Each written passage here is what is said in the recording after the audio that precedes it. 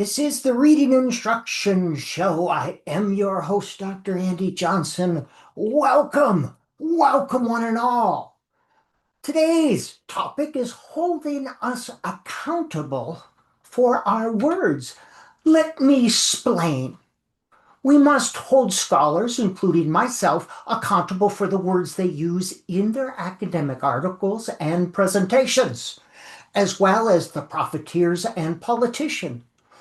Words matter.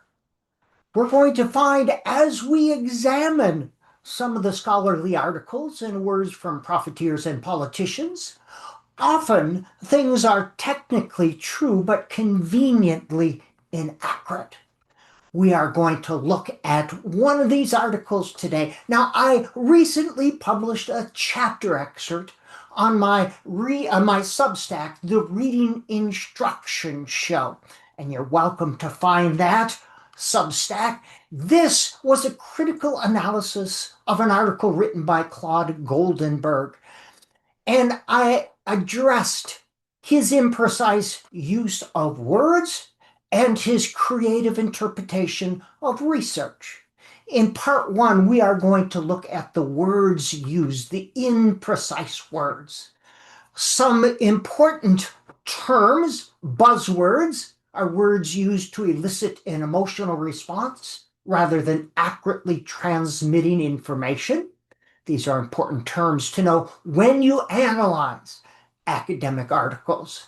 Academic buzzwords are words used in education to create the illusion of something important.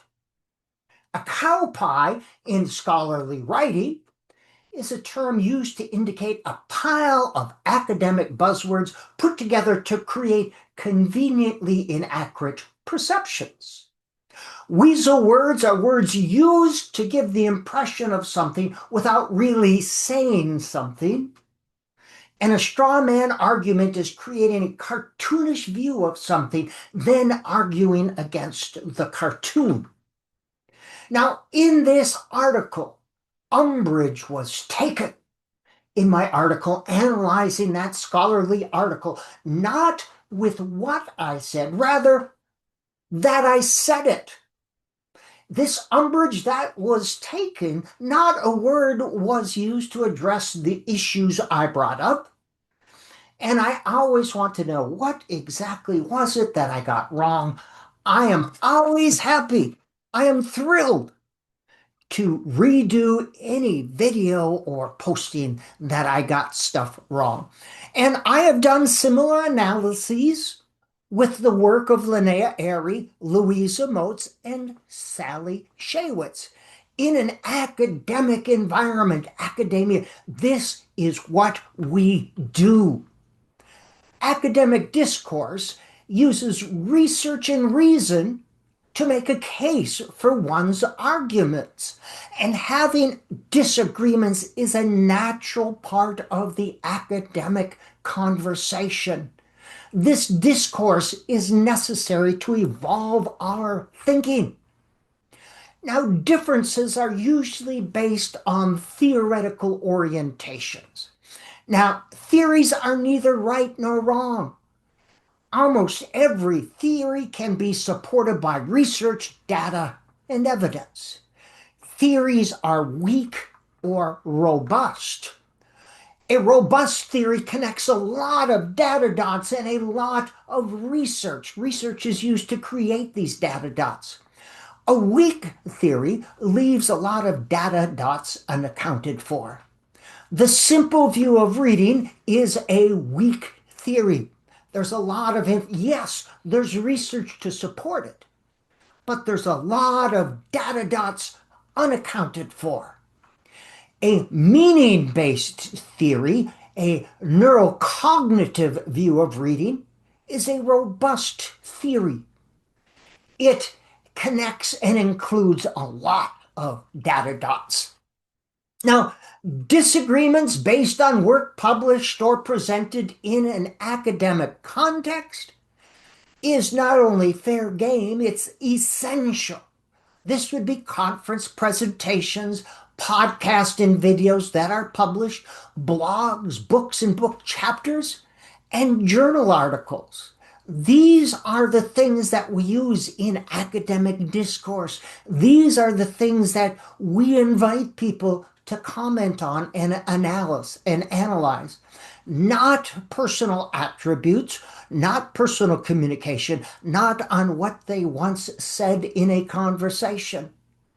Address these things if you wish to engage in academic discourse.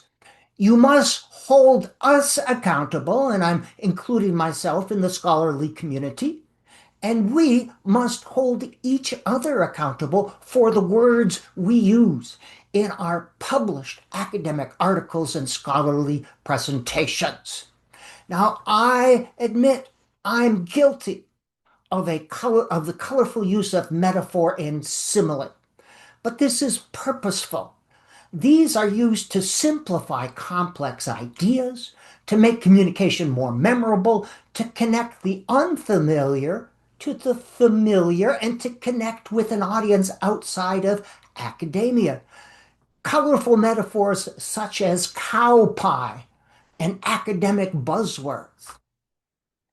Now, academic discourse uses reason and research-based theories, to make a case for one's point of view.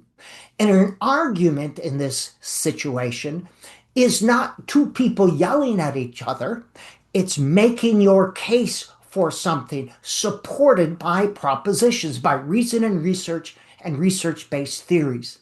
Not an article written by someone else. Read this article. That's not academic discourse. Not a famous person. Oh, you must read Daheen.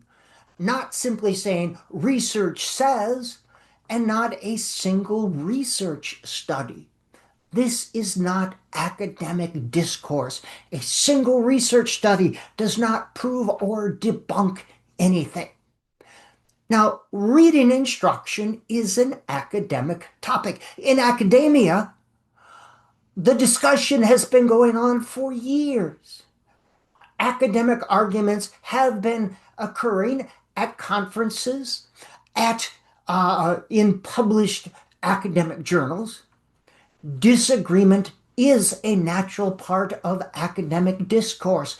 It's not a reading war. In every field, there are differences based on theoretical perspectives. It does not mean there's a war. In dentistry, I'm sure there are differences. That does not mean there's a dentist war going on. Now, journalists, I welcome you into our conversation, into our academic discussion. But you don't get a free pass on ignorance. The thing with journalists, you have larger platforms, but you're not held accountable. You can say whatever you want to say. And having a discussion, I recently had a discussion with John Stossel. His knowledge base was shallow and disjointed. And you can find a recording of that, and you'll see that. I'll be doing an analysis on that later. It's hard to have an academic conversation. What they write is not subjective to blind peer review, and that is at the heart of academic discourse. And we have to question their motives. Profit, politics, power, and prestige, the four P's that are often the motives behind people jumping in from the outside in our reading conversations. And academic conversation, journalists publish in an academic journal, speak at a conference that allows for discussions, allow for questions, and bring in alternative views, and cite your research. That's what academic conversations. I invite Emily and John and Jessica and Sarah to do these things. Journalists do not get a free pass on ignorance. Politicians and profiteers do not get a free pass. Teachers and professors don't get a free pass. Researchers do not get a free pass. Think tanks, political groups, Mothers for Liberty. We must hold each other accountable. Now, these are things that are not used in academic discourse to make one's case, but I often see them. Personal experience. Well, in my fourth grade, anecdotal evidence, decontextualized data, unpublished research, which really isn't research, news reports, surveys, these are not legitimate sources to use in academic discourse. Creative interpretations of research, articles written by someone, academic buzzwords, report, testimony, newspaper articles, and achievement test scores. I know you'll freak out over that one. Achievement test scores give us a sense of something, but a criterion reference test is different than a norm reference test. And as we saw in the Mississippi Miracle, quote unquote, these can be pulled out of context and used to create a distorted picture of reality. Data is not research. Reports are not research. Unpublished dissertations and theses are not research. Research is not research unless and until it has been subjected to blind peer review. And research does not debunk or prove things. Research answers a specific research question, yes or no, and it supports or rejects a specific hypothesis. A research study is always conducted with a specific population at a specific time and place with a specific task. Sometimes, if there's a large enough sample size, we can make generalizations to larger populations, but these are always made with great care. You'll never see a scholar saying this proves that or this debunks that. A single research study does not do that. Now let's look at Claude Goldenberg's article. The first cow pie one encounters is in the abstract. The author's intent is to begin with the knowledge base of the science of reading, build onto it research on effective literacy instruction for ELs, and then begin articulating what could become a science of reading instruction for students who are learning and progressing as readers in English while learning to speak and understand. That sounds very important, but what is he actually saying here? That's a cow pie. Let's unpack two of the propositions in this cow pie. One, there's a knowledge base, and two, the science of reading has it. The knowledge base of the science of reading. Those are two propositions in this cow pie. But what exactly is the knowledge base of the science of reading? What's in it? Where does one find such a knowledge base? Who put the knowledge base? Who put the knowledge in the base? And is there a balanced literacy knowledge base? These are buzzwords. How do other knowledge bases compare with the science of reading knowledge base?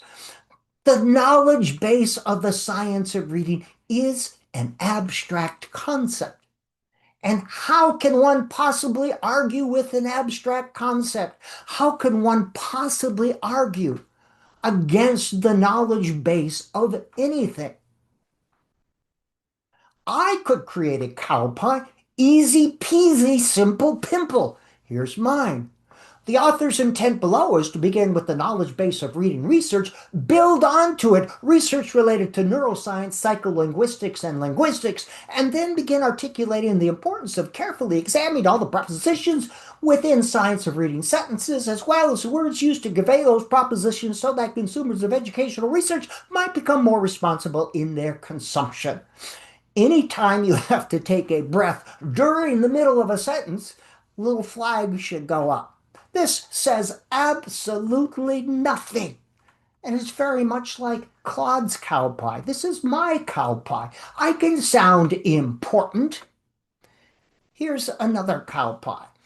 And it's an example of a weasel word. Literacy studies, brain research, and evaluations of instructional programs and interventions have suggested, there's no citations here, That learning to read in a language such as English with an alphabetic orthography requires learning the alphabetic principles. The idea that letters or groups of letters represent the speech sounds in words. All right, nothing wrong with that. Let's unpack that in a weasel word.